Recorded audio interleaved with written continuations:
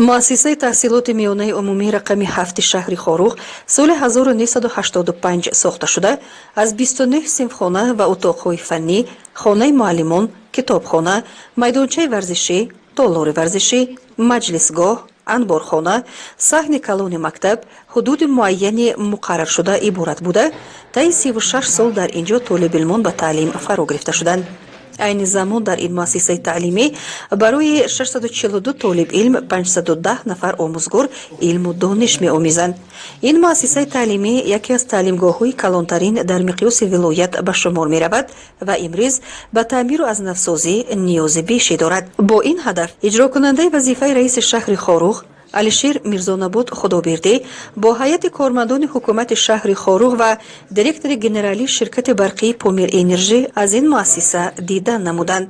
Иҷрокунандаи вазифаи раиси шаҳри Хоруғ Алишер Мирзонабод Худобердӣ қайд намуд ки ҳар як нуқтаи паёми асосгузори сулҳу ваҳдати миллӣ, пешвои муаззами миллат Имом Али Раҳмон бобати рушди соҳаи маорифи мамлакат ва ҳар як таъкиду ҳидоятҳои ӯ дар баромадҳояш дар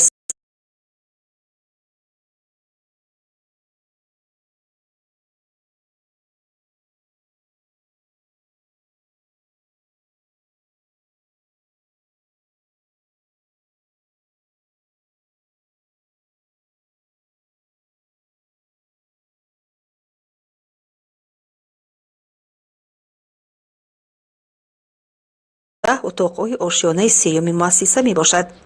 ин азнавсозӣ дар ҳамкории ҳукумати шаҳри Хоруғ ва ширкати барқии Помир Энержи бо истифода аз усулҳои муосири системаи гарминигаҳдорӣ сурат хоҳад гирифт. тибқи барномаи нақшавӣ фаршу сақфи синфхонаҳо бо усули муосири гарминигоҳдорӣ бо қабатҳои хунукиро пешгирикунанда азнавсозӣ мегарданд.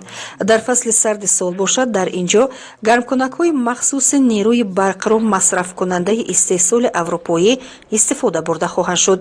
бояд гуфт ки дар зимистони имсола низ ки басо хунук омада буд, барои муассисаи таълимии номбурда аз ҷониби ҳукумати шаҳри Хоруғ ва шӯъбаи маорифи шаҳр 8 адад гармкунакҳои муосир дастрас карда шуданд.